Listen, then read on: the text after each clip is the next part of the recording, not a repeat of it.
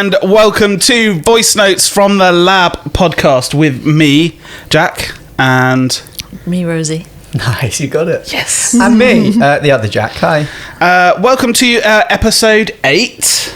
Episode 8, and we are very excited to welcome our second guest of our podcast. This week we have with us Lab favourite and just all-round mega babe.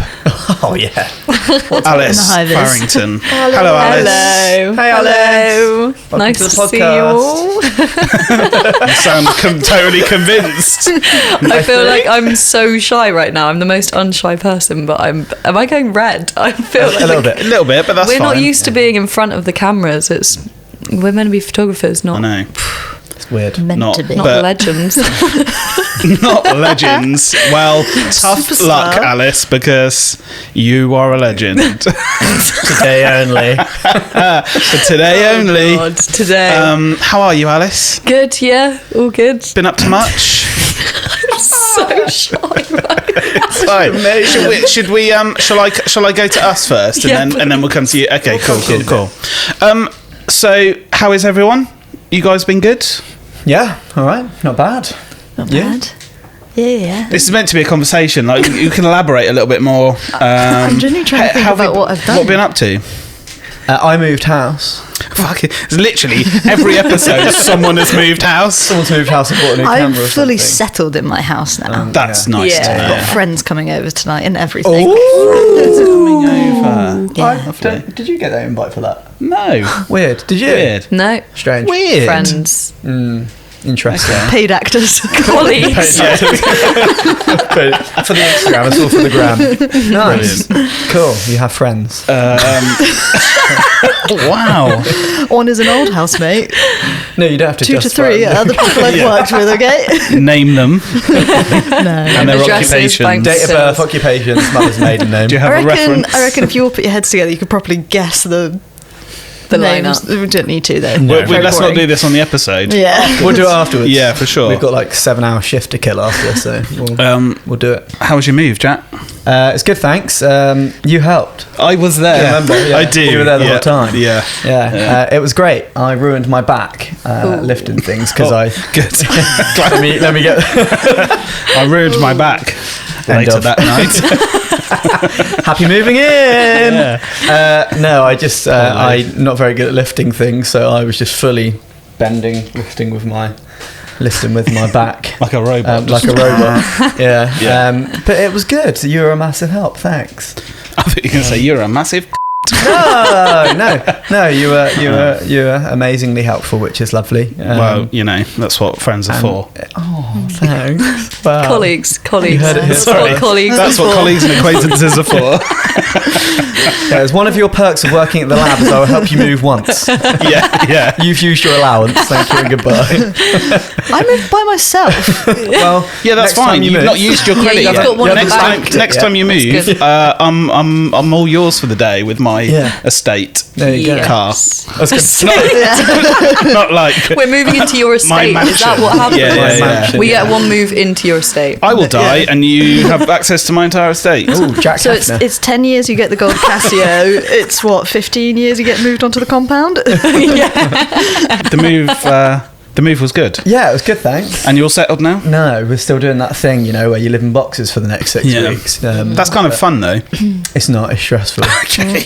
I really hate it. It's shit. It is. I hate it. I walk in and I'm like, oh, that box doesn't need to be there. Oh. It's one of those, we'll do it after work. And Fair. then after work comes and we're like, oh, I'm so bored. Throw it in the Tired tip. of this crap. Yeah, But- kinda. But it's nice. Take It's it a to massive flat. charity shop. Potentially exciting thing is, like we were talking to Constantine about in the last episode, like discovering new areas in the place, in sort of the town, the city you live. You've moved to a completely new area of Bristol that you don't know, so potential opportunities for exploring with camera. Huge And you've got a opportunities. fucking parking space for your wet plate to do. And I've got a tour guide, Out is of what I your thought van. you were going to say. But yeah, I Oh, do. tour I have guide. a cool parking space which allows me to really easily access the van as like a dark room / wet plate studio. Oh, yes.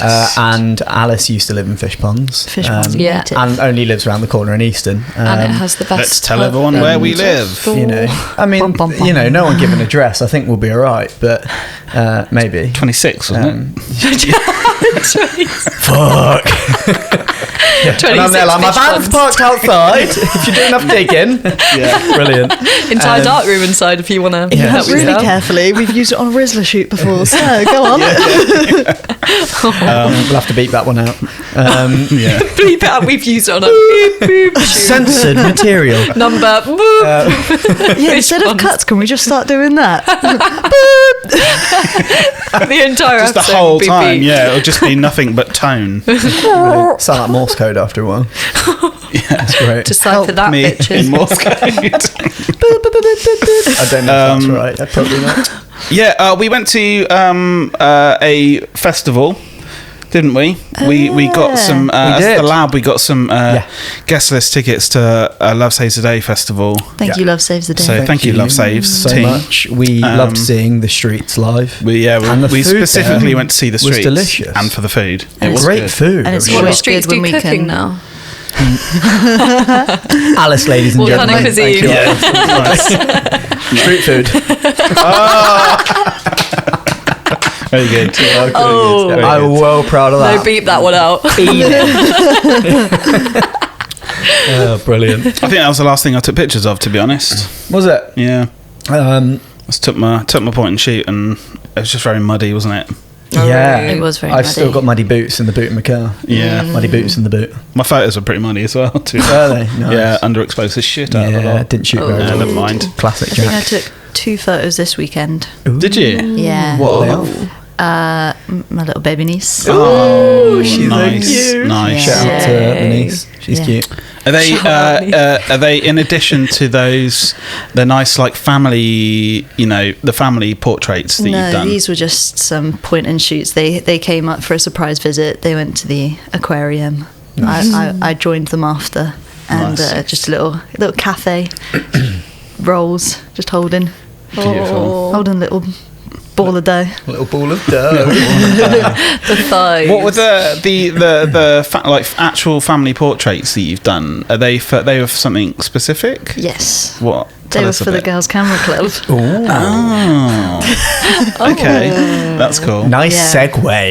Yeah, I'd actually genuinely forgotten specifically what they were for. No, they're like my first attempt. I'm going back this weekend for little baby niece's swimming lesson. Awesome. Oh, are you going Yeah. to take the underwater camera? Oh, I hadn't thought actually. That would be so I'm cool. not sure they'll let you in the pool with that. Nah, Yeah, they will. Maybe you should I try think it. we've got a that'd be private cool. section, so you book out a section. Or I'm not too sure on that, but You should do it. You should take Yeah. that. It'll be like the Nirvana cover, but maybe a bit more friendly. yeah, I'm pretty sure she has to be semi-clothed. I'd say so. Yeah. That would be so good. Yeah, that would be cool. That would be cool. Hadn't thought. And it's a good time to test it. You know, the underwater camera true. you've had for a year and a bit now. I think. Yeah. Meow. I mean, it's been Right. plenty tested. In the water. Yeah, I put it in the sink the day I got it.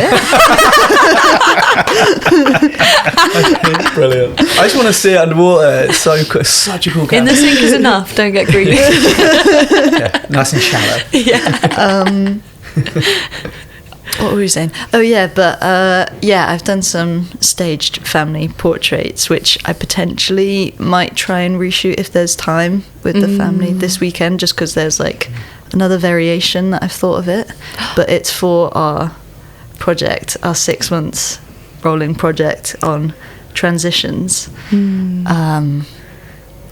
Am I right in saying that there was an element of you you used a chair that I've used like different.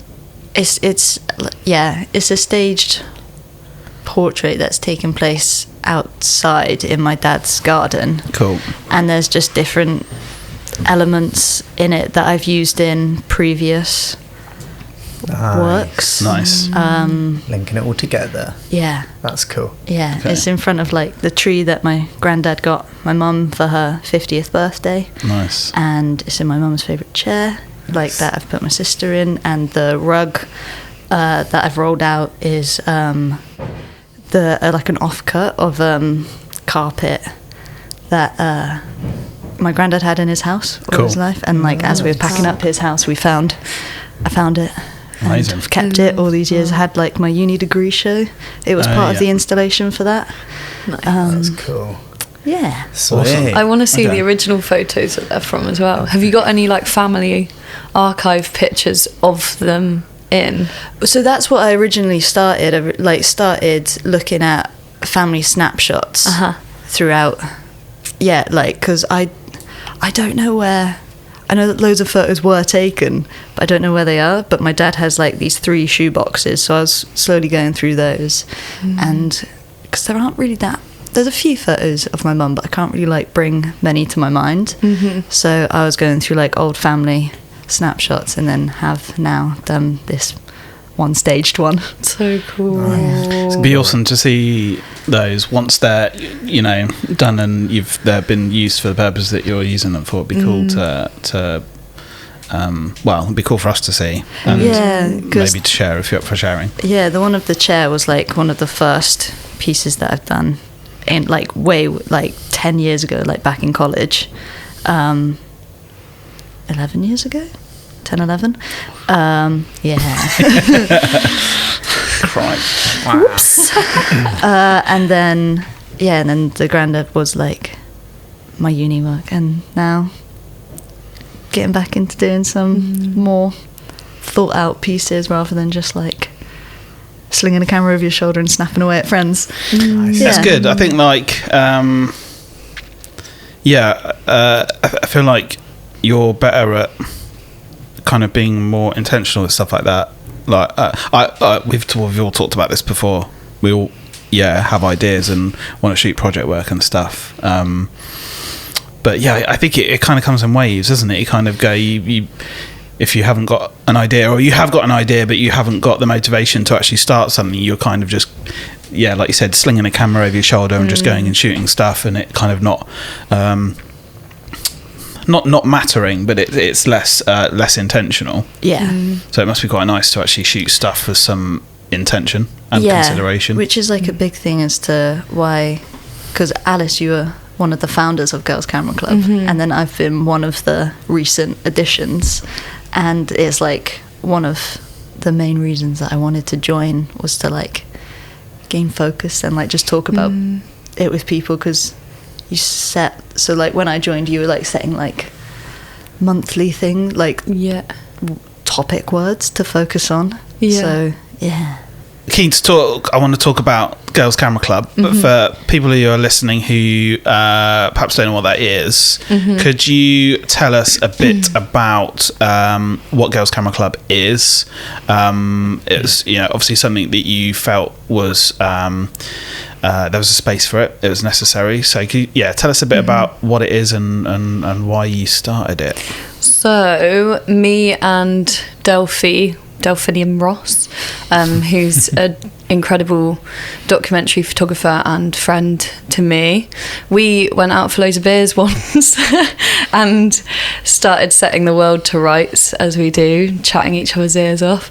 And we just were talking about how we didn't feel there was like a safe space for women and female and non-binary photographers, analog photographers specifically, to come together and feel like it wasn't about technical ability, it wasn't about like how well composed your photography is, and instead it's about passion and like just taking photos because you want to, and maybe not even calling yourself a photographer, but we wanted to just bring people together to kind of build that confidence and use photography to gain the perspectives of the kind of incredible people that we were seeing that we weren't seeing reflected in the photography industry, or at least leading in that industry. And so then the next day we were like, we're actually going to fucking do that then.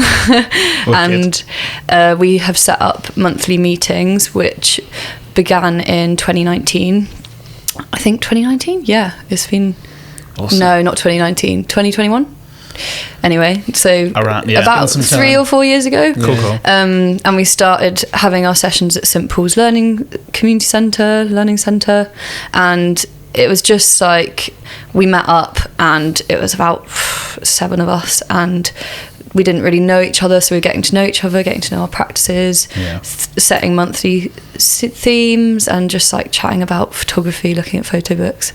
And then we got funding from Brunswick Club last year, and we've kind of just gone more and more like being able to reach out to the community a bit more with socials and stuff, and like that funding really helped us kind of develop, and it's just kind of been an amazing journey collaborating with you guys at the lab. And am I right saying it wasn't last year, was it, but the year before, so 2022, you guys had your first group exhibition? That was at Strange Brew. So we had debut exhibition called Alpha, and you guys did an incredible photo booth there, large format photo booth, which nearly killed you all. Never doing that again. Do you want to do it for the? No, I think what we'll do, I think what's really nice is we'll leave that as like a one-off exclusive, only ever happened. You guys were the only people for us to have done that with. How many was that? I think we ended up with about 90 sheets of black and white 4x5 large format to which we've still got all down there. Still all down there. We'll do it on Instax this year if you want. Probably leave it at that. I think so. Still got to scan them in though. Oh god. Now we just give them out. We don't need a copy of that. We just give them away. True. So how did the exhibition go?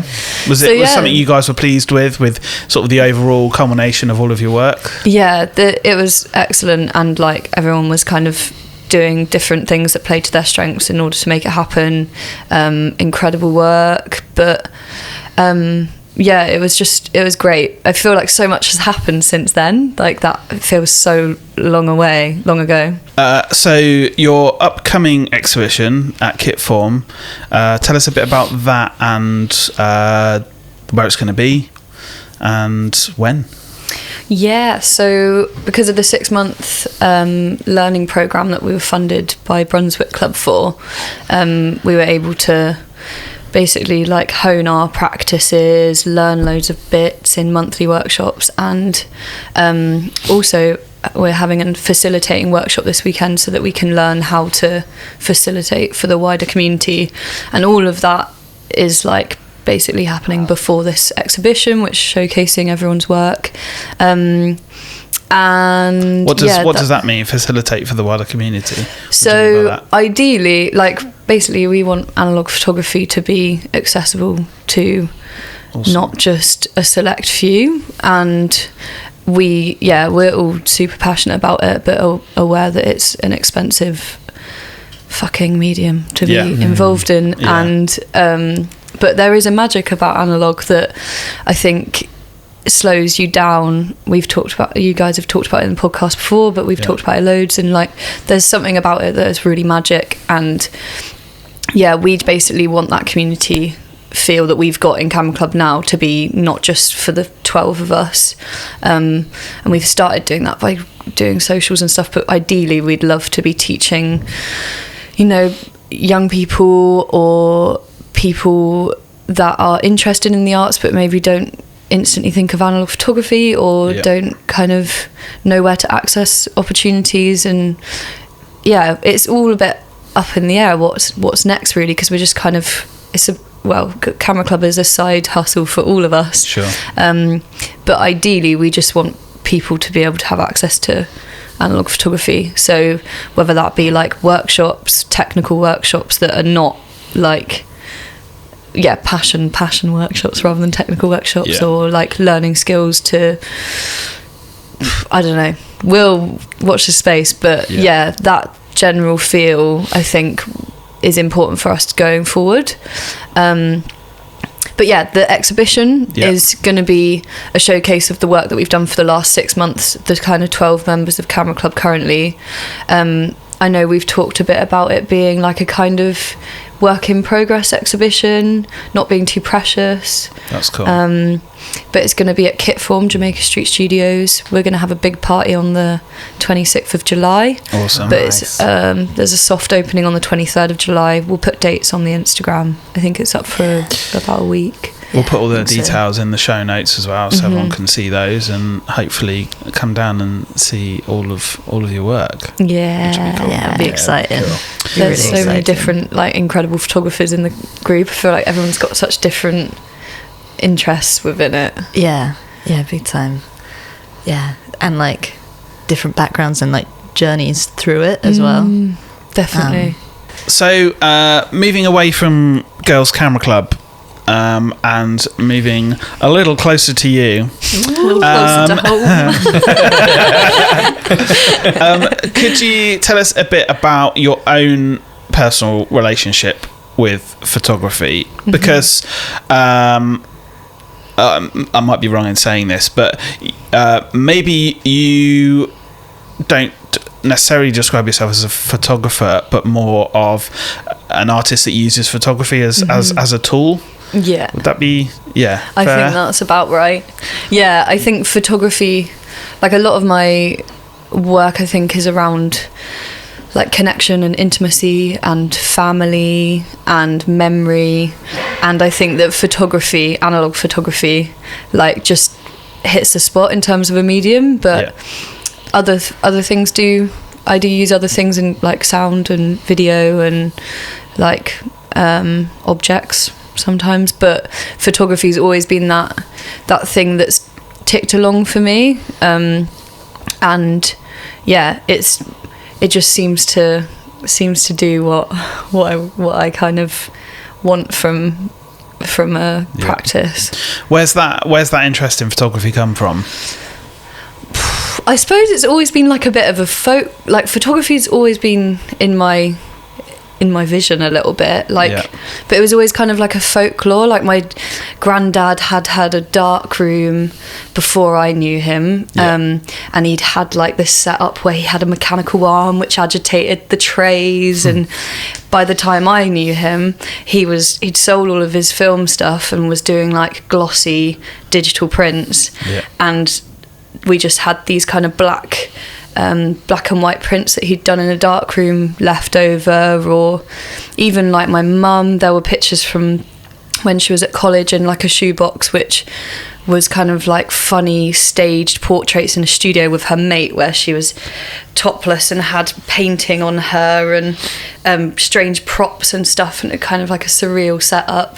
So I suppose photography's always been like analog, and especially black and white photography has always just been about, and just kind of, I suppose, picked up a camera. I didn't train and just started getting things wrong a lot and getting really annoyed, and I never stuck at anything as a kid, and I actually stuck at photography, which is pretty that says something then, I guess, isn't it? It's probably a bit of if it's something that stuck, then I think my partner at the time really encouraged me when I was about 18, 19. Like, to be honest, I don't think I would have been a little brat and probably stopped at that as well if it wasn't for them being like, carry on, and, you know, showing me how to develop film in their bathroom, and like that kept it ticking along, having someone being like, this is fun, isn't it? Like, yeah, kind of. I think so. Maybe. Yeah. I think it is. Is this what fun feels like?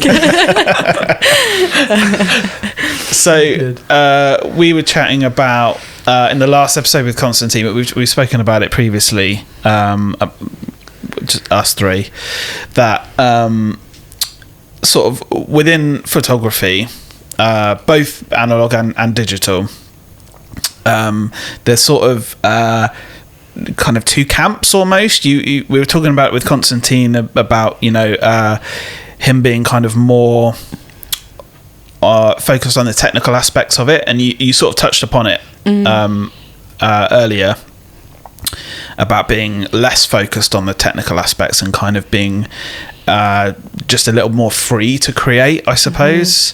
Like, would you say you were sort of more on that side rather than the kind of focusing on the technical aspects of it? Yeah, absolutely. That is not my way of, like, technical is not my way of approaching photography at all. Like, I mean, you guys know, you see all my film, but like, I think because I'm often documenting quite snapshot moments of family or friends, like, it's not always in focus. It's not always like super smooth. I fucking love grain, so I'm like always up for pushing stuff to its limits in personal relationships. With film. There's my film. Now with film stocks, and I suppose for me it's about like the feeling of an image. It's not about the technical thing. I don't retain information like that. I don't receive art like that. Like, I feel excited by seeing something that to me feels emotional or like curious or a bit strange, and sometimes I think that can come from not being quite right. Like, obviously you need a basic knowledge of how to use a camera, but I don't know, I don't think technicality can be quite intimidating and limiting, I've found. This was the first lab that I've properly felt like is super open and not judged kind of the less technical questions, and just being like, you don't know what that is, fair, like, we'll tell you. And it's important to have that kind of openness about it not being just technical. What are you guys? What camp are you? I think we're probably split a bit. I think I'm more. I think because as a person, I'm kind of quite. I like sort of structure and organised, and I also need. I kind of have a desire to, if I'm going to do something, I feel like I need to know everything about it before I start.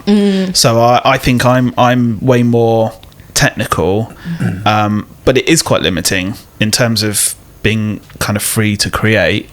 And I feel like you and I are probably quite similar, but I don't know. What do you reckon? I'd say we're quite similar in the sense that I think I like to know the technicalities, and I like to understand a lot of it. I quite like just technology in general, but you know, specifically with film, like, I like to understand how it works and how to get a perfect exposure and everything else. But I think I really aim to be more on like your side, Alice, with it being sort of like, it's not about that, it's about what you capture and sort of it's sort of like, I think I'm definitely more where Jack is, but I definitely aspire to be more where you are. Do you know what I mean? I feel like I'm kind of straddling the two a little bit, and the process you excites the dream.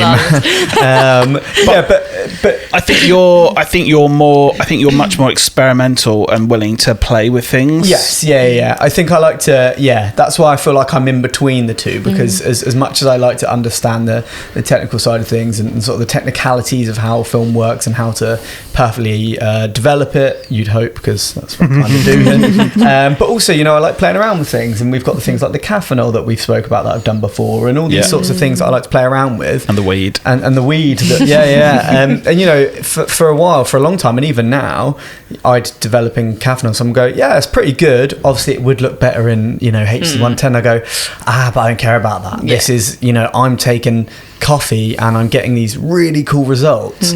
So that's why I think I'm just stuck in the middle, like I'm completely like from an understanding point of view with you, but I definitely try and aim to be sort of more free flowing and artistic with it. I try not to let it limit me, because it can do massively, I think. But it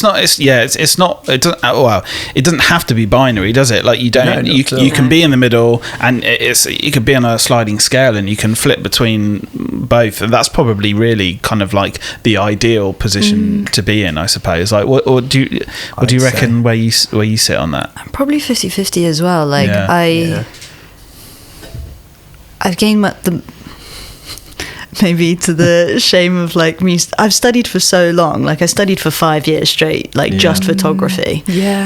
So I learned very quickly how to use my camera, and I only had one film camera.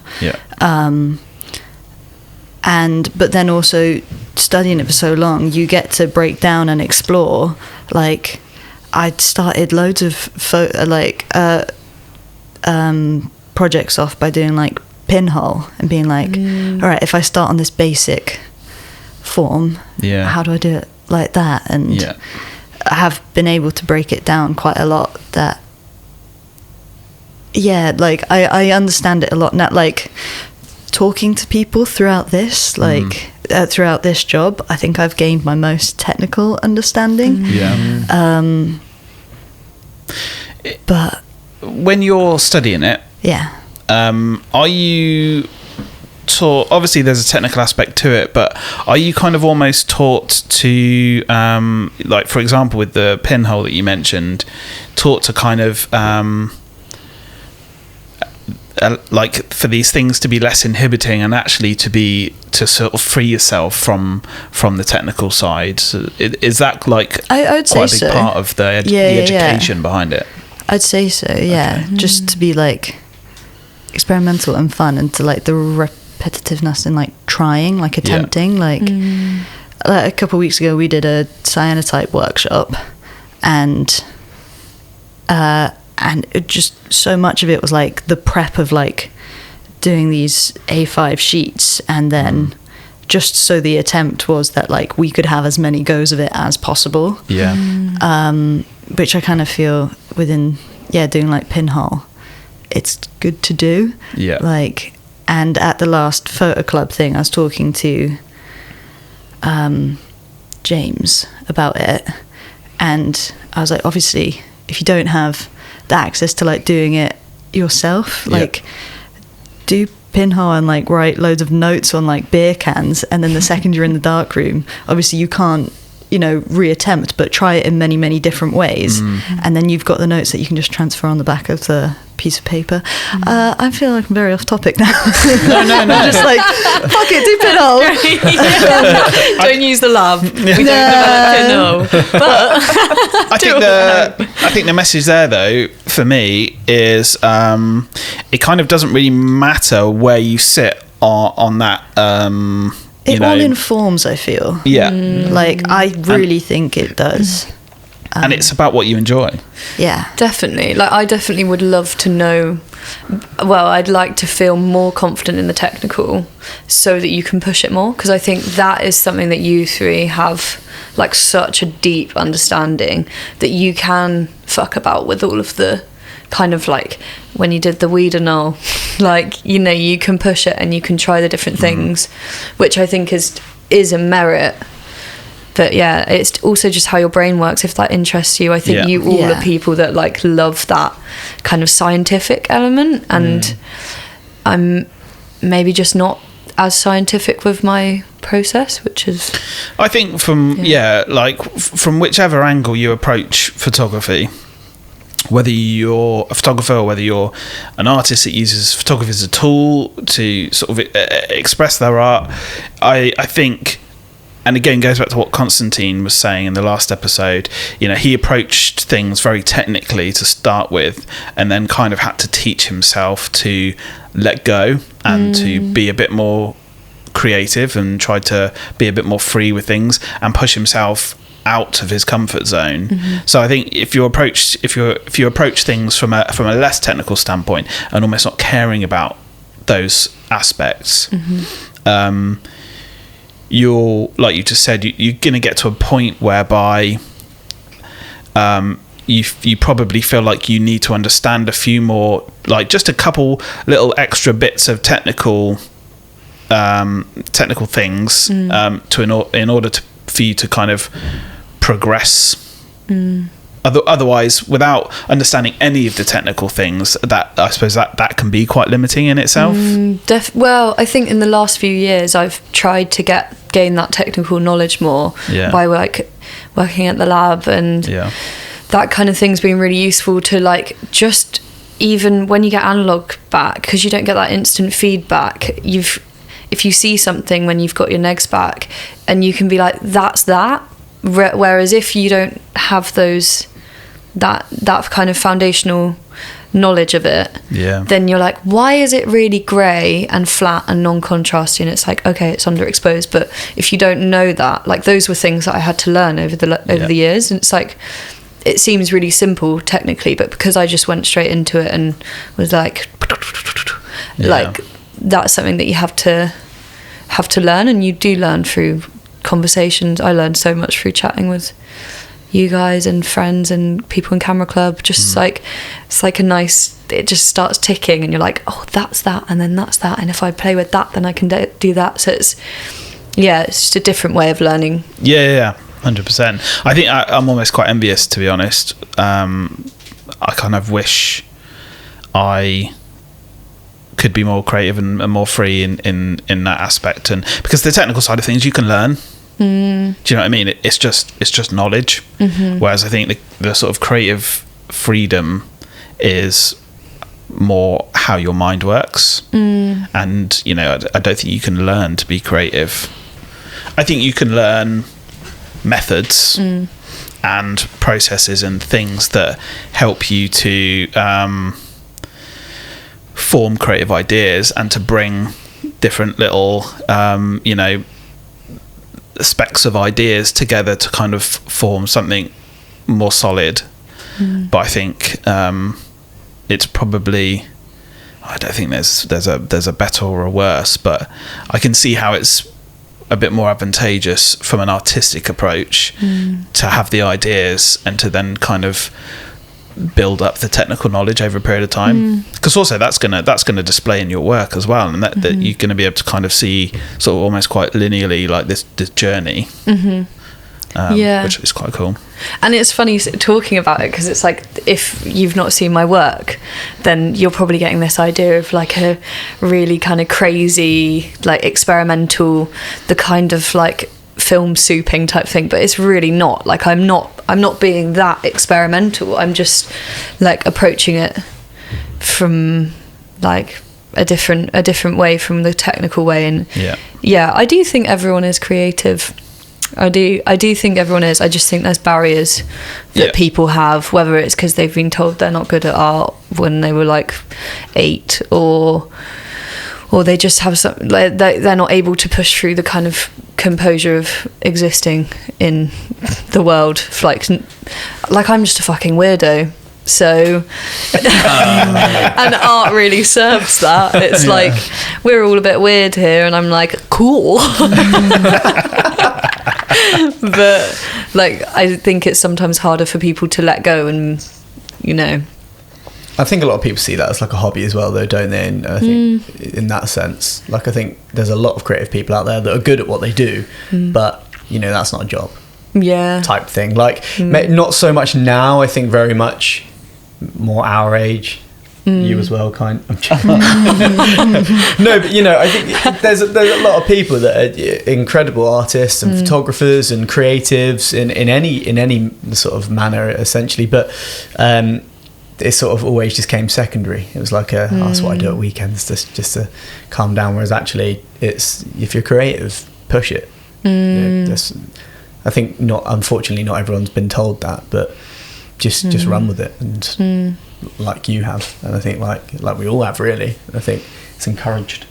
It's nice. Yeah, but I do also love like just it being finance. it not being your job, because I think that can, that's a whole nother podcast about the art industry and like actually getting money out of.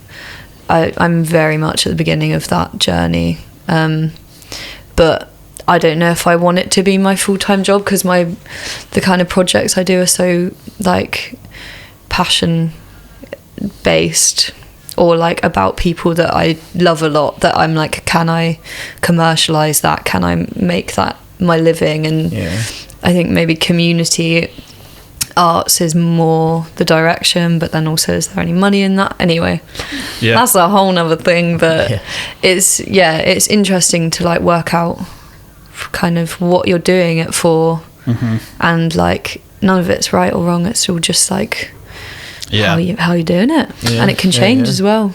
Yeah. So, what on that? What goals would you say you have? Do you set yourself goals, or are you kind of just day to day? Just floating. Get through. Yeah. Do I set myself goals? I think most years my New Year's resolution has been don't bother having one. I was waiting for something really profound there. Cool. Just don't have one. I'm not very good at setting goals. I think I like to just go kind of day by day.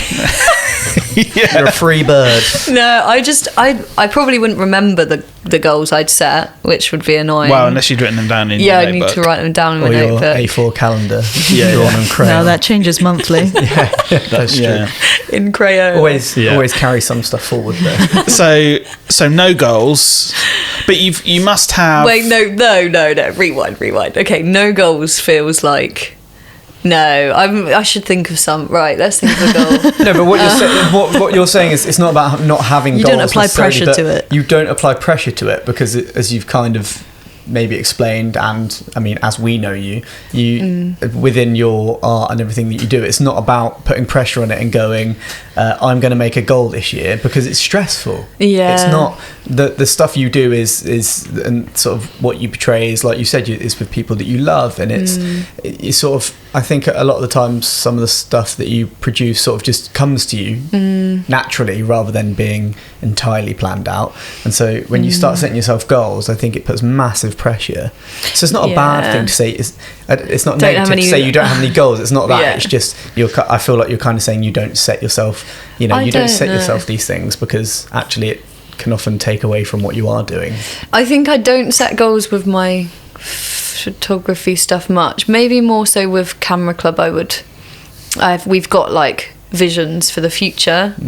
With my photography, as you say, it's like kind of just a lot of working it out as you go. Like, I didn't call my 4 years I was shooting my housemates and like I didn't call it a project until someone was like, oh, it's a cool project. And I was like, what is a project? And then I was like, oh yeah, photographers are all talking about this, like, oh yeah, I'm doing this project about, or I'm doing this project about cats on supermarket floors. And it's like, okay, cool.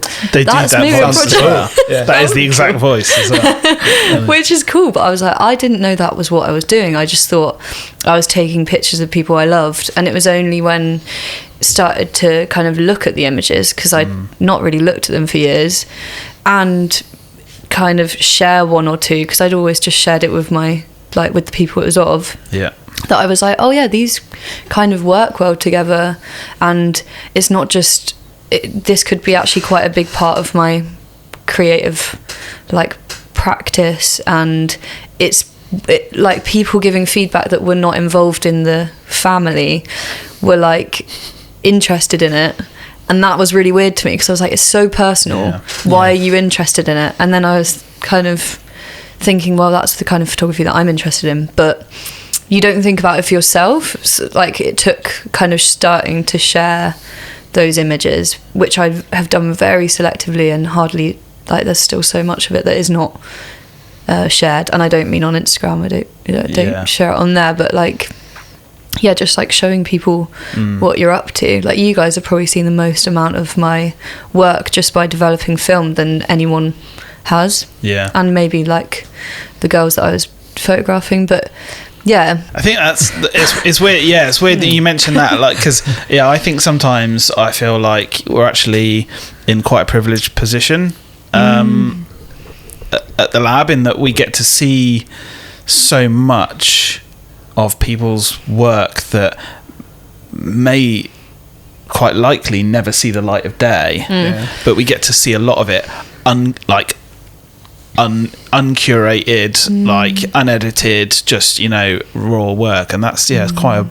But what I think is like exceptionally interesting about that is that I think that really leans heavily into you being an artist who uses photography as a tool, because you and your flatmates, the two of your flatmates, were part of like a group exhibition. What was the theme of that again? Women by Women. Women by Women. Yeah, at that art gallery. But I don't think you'd ever hesitate to describe your two housemates' work centered around like community and the lives that you've built, because like you one's a printmaker and one's an artist, right?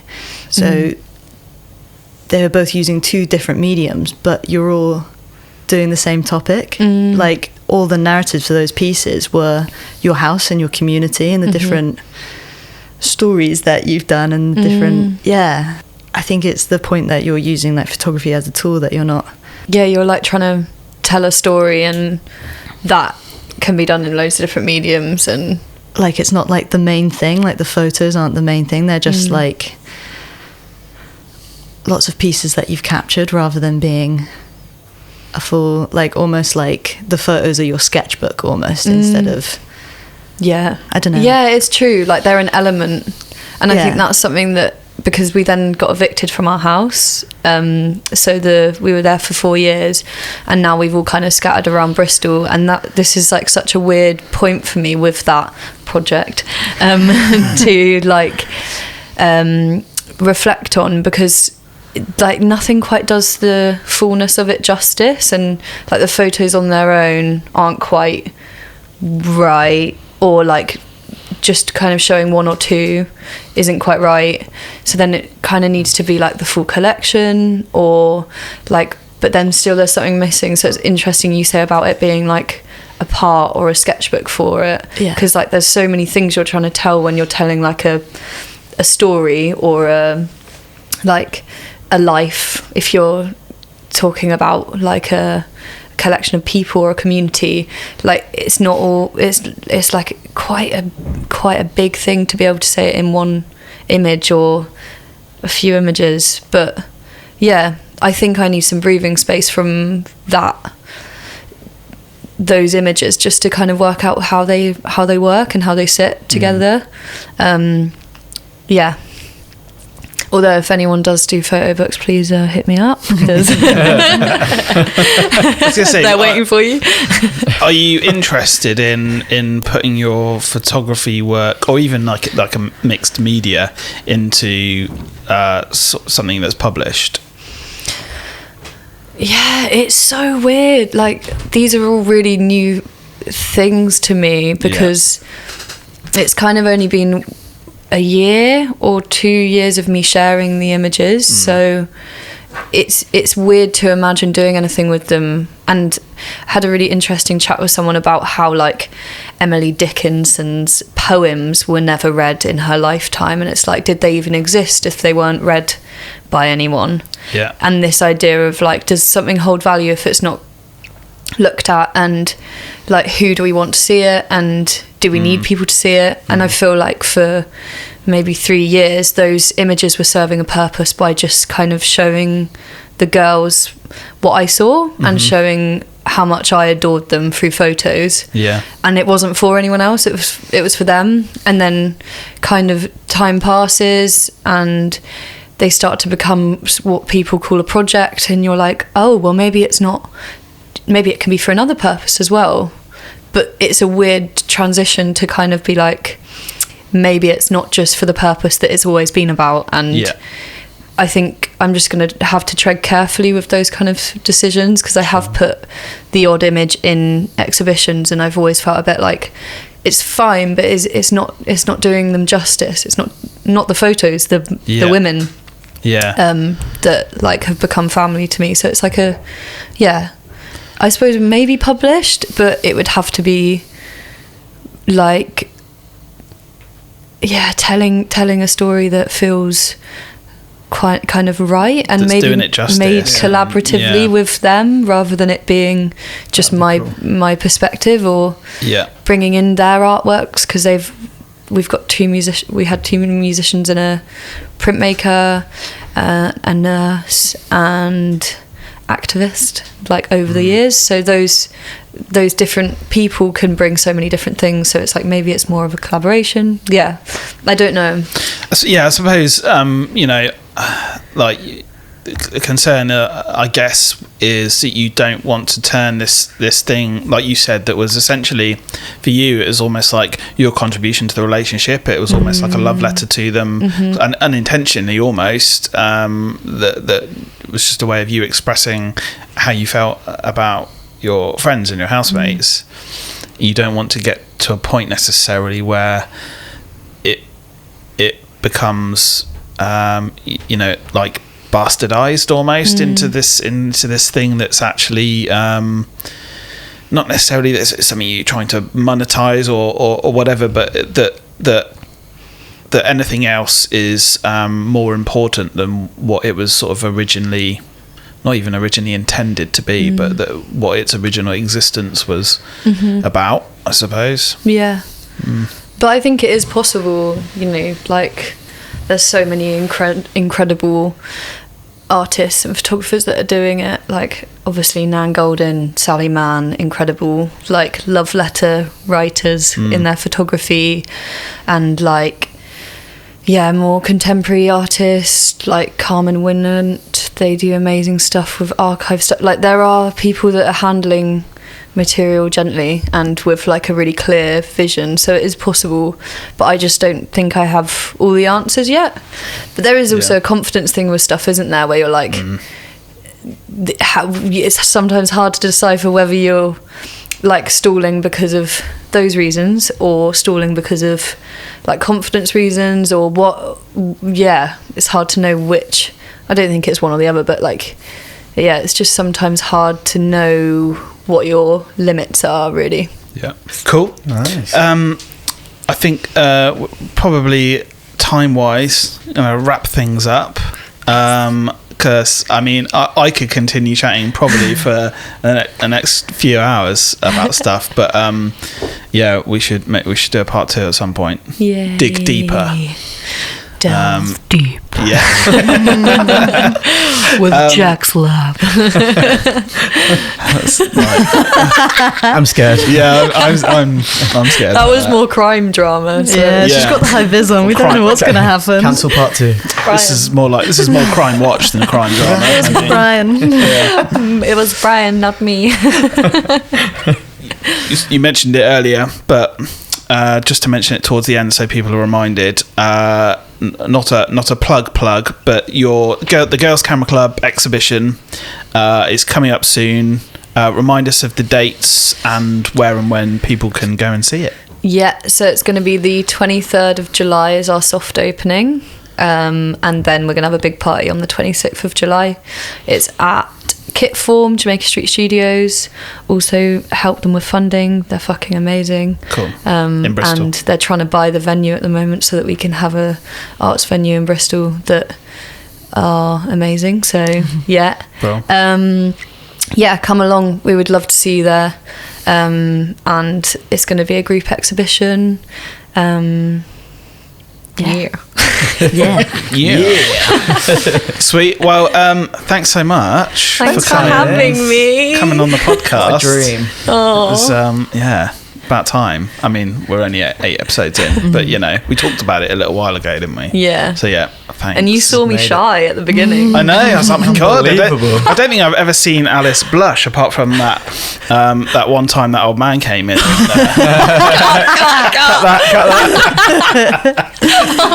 I'm leaving that in. I don't care. So I'm leaving it in. Thank you to Alice for joining us. Thanks, Alice. Love you. And We love you.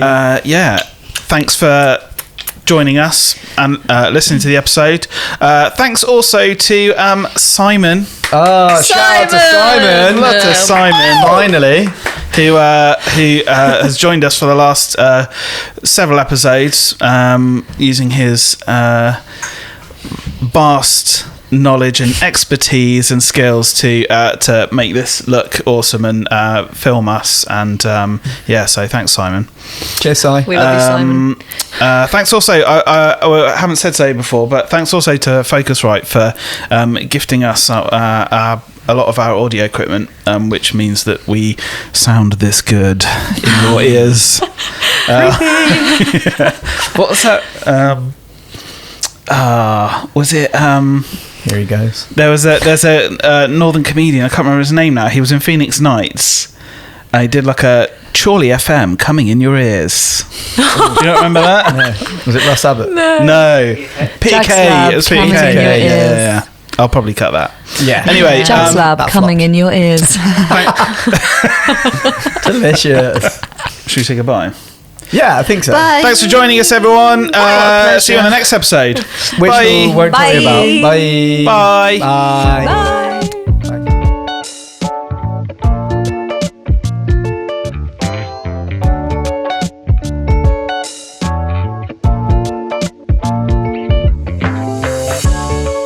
This has been Voice Notes from the Lab, from the folk who develop your film at Jack's Lab. For those who don't know us, we're an independent photographic film processing lab in the heart of Bristol. You can find out more details about the lab, including prices and our processes, at jackslab.co. Thanks again for listening to this episode. If you enjoyed it, please leave us a review. It helps massively with reaching a wider audience and getting to know what you like and dislike about it.